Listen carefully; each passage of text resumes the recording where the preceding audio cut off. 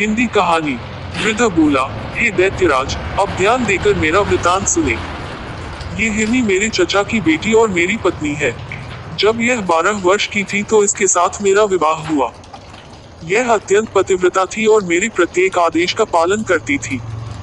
किंतु जब विवाह को 30 वर्ष हो गए और इससे कोई संतान नहीं हुई तो मैंने एक दासी मोल ले ली, क्योंकि मुझे संतान की अति तीव्र अभिलाषा थी। कुछ समय बाद दासी से एक पुत्र का जन्म हुआ। बच्चा पैदा होने पर मेरी पत्नी उस बच्चे और उसकी माता से अत्यंत द्वेष रखने लगी। मुझे इस बात का अति खेद है कि मुझे अपनी पत्नी के विद्वेष का हाल बहुत दिन बाद मालूम हुआ। संयोगवश मुझे एक अन्य देश को जाना पड़ा। मैंने अपनी पत्नी से जोर देकर कहा कि मेरे पीछे इन दोनों की अच्छी तरह देखभाल करना और इनके आराम तकलीफ का ख्याल करना। भगवान चाहेगा तो मैं 1 वर्ष में लौट आऊंगा। मेरी स्त्री ने मेरे जाने के बाद उन दोनों से दुश्मनी रखना शुरू कर दिया। वह जादू टोना भी सीखने लगी थी। मेरे जाने के बाद उस दुष्ट ने अपने जादू से मेरे बच्चे को बछड़ा बना दिया और उसे मेरे नौकर ग्वाले के सुपुर्द कर दिया कि अपने घर ले जाकर इसे खिला पिलाकर मोटा ताजा कर दे। इसी प्रकार उसने मेरी दासी को जादू के जोर से गाय बना दिया और उसे भी ग्वाले के घर भेज दिया। विदेश से वापस आकर मैंने अपनी पत्नी से अपने पुत्र और उसकी माँ के बारे में पूछा। उसने कहा कि तुम्हारी दासी तो मर गई है और तुम्हारे पुत्र को मैंने 2 महीने से नहीं देखा, मालूम नहीं वह कहाँ चला गया। मुझे अपनी दासी के मरने का बड़ा दुख हुआ, किंतु सब्र करके बैठ गया। किंतु मुझे आशा थी कि कभी न कभी पुत्र से मेरी भेंट हो जाएगी। 8 महीने बाद ईद का त्योहार आया। मेरी इच्छा हुई कि इस त्योहार पर मैं किसी पशु का बलिदान करूं। मैंने अपने ग्वाले को बुलाकर कहा कि कुर्बानी के लिए एक स्वस्थ गाय ले आ। संयोग से वह मेरी दासी ही को ले आया, जो जादू के जोर से गाय बन गई थी। मैंने उसे बलिदान करने के लिए उसके पैरों को बांधा तो वह बड़े करुणापूर्ण स्वर में डकारने लगी और उसकी आंखों से आंसू की धारा बहने लगी। उसका ये हाल देखकर मुझे उस पर दया आ गई और मुझसे उसके गले पर छुरी न चल सकी। मैंने ग्वाले से कहा कि इसे ले जाओ और कुर्बानी के लिए दूसरी गाय ले आ। ये सुनकर मेरी पत्नी बहुत क्रुद्ध हुई और कहने लगी कि इसी गाय की बलि दी जाएगी। ग्वाले के पास इससे अधिक हृष्ट पुष्ट और कोई गौ नहीं है। उसके भला बुरा करने से मैंने फिर छुरी हाथ में ली और गाय को मारने के लिए उद्यत हुआ। इस पर गाय और भी चीख पुकार करने लगी। मैं अजीब दुविधा में पड़ा। अंत में मैंने छुरी ग्वाले को दे दी और कहा, मुझसे इस गाय पर छुरी नहीं चलती, तू ही इसका बलिदान कर दे। ग्वाले को गाय के रोने चिल्लाने पर दया न आई और उसने छुरी फेर दी। जब गाय की खाल उतारी गई तो सबने देखा कि उसके अंदर अस्थिपिंड मात्र है, मांस का कहीं पता नहीं। कारण ये था कि गाय की हृष्टता पुष्टता तो केवल मायाजाल के कारण थी। मैं उस ग्वाले पर नाराज हुआ कि गाय को ऐसी दशा में क्यों रखा कि वह ऐसी दुबली पतली हो गई। मैंने गाय ग्वाले ही को दे दी और कहा, तू इसे अपने ही काम में ला, मेरे कुर्बानी करने के लिए कोई बछड़ा ही ले आ, किंतु वह मोटा ताजा होना चाहिए, इस गाय की तरह नहीं। ग्वाला शीघ्र ही एक मोटा ताजा बछड़ा ले आया। बछड़ा देखने में भी बड़ा सुंदर था। यद्यपि उस बछड़े के बारे में मुझे मालूम न था कि यह मेरा ही पुत्र है, तथापि उसे देखकर मेरे हृदय में प्रेम उमड़ने लगा और वह बछड़ा भी मुझे देखते ही रस्सी तुड़ाकर मेरे पैरों पर गिर पड़ा। इस बात से मेरे हृदय में प्रेम का स्रोत और जोर से उबलने लगा और मैं सोचने लगा कि ऐसे प्यारे बछड़े को कैसे मारूं। इन भावनाओं ने मुझे अत्यंत विह्वल कर दिया। उस बछड़े की आंखों से आंसू बहने लगे। इससे उसके प्रति मेरा प्यार और उमड़ा और मैंने ग्वाले से कहा कि इस बछड़े को वापस ले जाओ और इसकी जगह कोई दूसरा बछड़ा ले आ। इस पर मेरी पत्नी ने कहा कि तुम इतने मोटे ताजे बछड़े की कुर्बानी क्यों नहीं करते।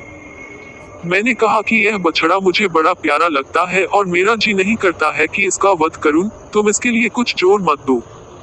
लेकिन उस निष्ठुर दुष्ट ने तकरार जारी रखी और विद्वेषवश उसके वध पर जोर देती रही। मैं उसकी बहस से तंग आकर छुरी लेकर पुत्र की गर्दन काटने चला। उसने फिर मेरी ओर देखकर आंसू बहाए। मेरे हृदय में ऐसी दया और प्रीति उमड़ी कि छुरी हाथ से गिर गई। फिर मैंने अपनी पत्नी से कहा कि मेरे पास एक और बछड़ा है, मैं उसे कुर्बान कर दूंगा। वह दुष्टमना फिर भी उसी बछड़े को मारने पर जोर देती रही, किंतु इस बार मैंने उसके बकने झकने की परवाह नहीं की और बछड़े को वापस कर दिया। हाँ, पत्नी के हृदय को सांत्वना देने के लिए कह दिया कि बकरीद के दिन इसी बछड़े की बलि दूंगा। ग्वाला बछड़े को अपने घर ले गया। लेकिन दूसरे दिन तड़के ही मुझसे एकांत में कहा कि मैं आपसे कुछ कहना चाहता हूँ और मुझे आशा है कि आप मेरी बात सुनकर प्रसन्न होंगे। मेरी बेटी जादू टोने में प्रवीण है। कल जब मैं उस बछड़े को वापस लेकर गया तो वह उसे देखकर हंसी भी और रोई भी। मैंने इस विचित्र बात का कारण पूछा तो बोली कि अब्बा, जिस बछड़े को तुम लौटा कर जिंदा लाए हो वह हमारे मालिक का बेटा है, इसलिए मैं इसे जीता जागता देखकर प्रसन्न हुई। रोई इसलिए कि इसके पहले इसकी माँ की कुर्बानी दे दी गई थी। हमारे स्वामी की पत्नी ने सौतिया डाह के कारण इन माता पुत्र को जादू के जोर से गाय और बछड़ा बना दिया था। मैंने जो अपनी बेटी के मुंह से सुना, जैसा का तैसा आपको बता दिया। हे दैत्यराज, अब आप सोचिए कि यह वृतांत सुनकर मेरे हृदय में कितना शोक और संताप उठा होगा। मैं कुछ देर मर्माहत होकर चुप रहा, फिर ग्वाले के साथ उसके घर पर चला गया ताकि इस वृतांत को उसकी बेटी के मुंह से सुनूं। सबसे पहले मैं उसकी पशुशाला में गया ताकि अपने बछड़ा बने हुए पुत्र को देखूं। मैं उस पर हाथ फेरूं इसके पहले ही वह मेरे पास आकर इतना लाड़ करने लगा कि मुझे विश्वास हो गया कि यह मेरा पुत्र ही है। मैंने लड़की के पास जाकर ग्वाले के मुंह से सुना हुआ हाल दोबारा सुना और लड़की से कहा कि क्या तुम इस बछड़े को फिर से मनुष्य का रूप दे सकती हो?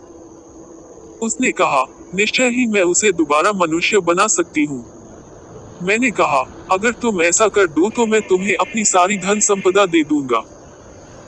लड़की ने मुस्कुरा कर कहा कि हम लोग आपके सेवक हैं, आप हमारे मालिक हैं, आपकी आज्ञा शिरोधार्य है, किंतु बछड़े को मनुष्य रूप में 2 शर्तों पर दूंगी। एक तो ये कि उसके मनुष्य बन जाने पर आप उसका विवाह मेरे साथ कर दे, और दूसरा ये कि जिसने इसे मनुष्य से पशु बनाया है उसे भी थोड़ा दंड दिया जाए।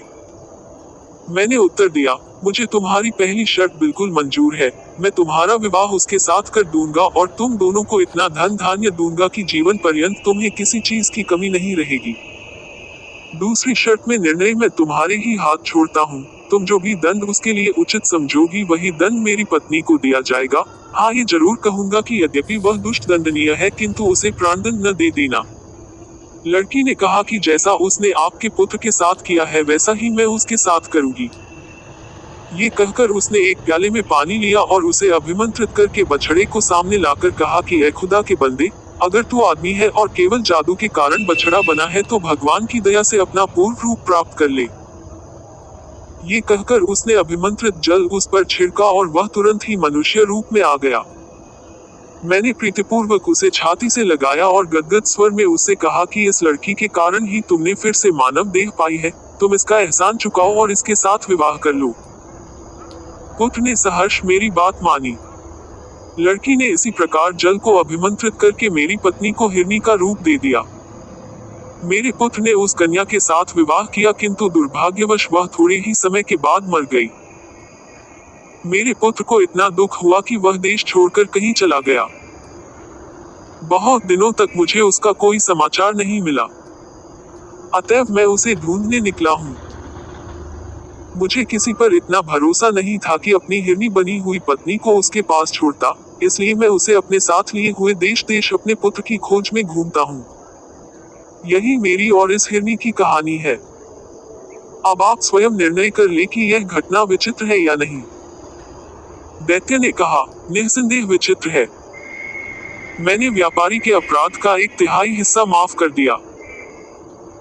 फिर शहरजाद ने शहरयार से निवेदन किया कि जब पहला वृद्ध मनुष्य अपनी कहानी कह चुका तो दूसरे बूढ़े ने, जो अपने साथ 2 काले कुत्ते लिए था, दैत्य से कहा कि मैं भी अपना और इन दोनों कुत्तों का इतिहास आपके सम्मुख रखता हूँ। यदि ये पहली कहानी से भी अच्छा हो तो आशा करता हूँ कि उसे सुनने के बाद व्यापारी के अपराध का 1/3 भाग और क्षमा कर दिया जाएगा। दैत्य ने कहा कि अगर तुम्हारी कहानी पहली कहानी से अधिक विचित्र हुई तो मैं तुम्हारी बात जरूर मानूंगा।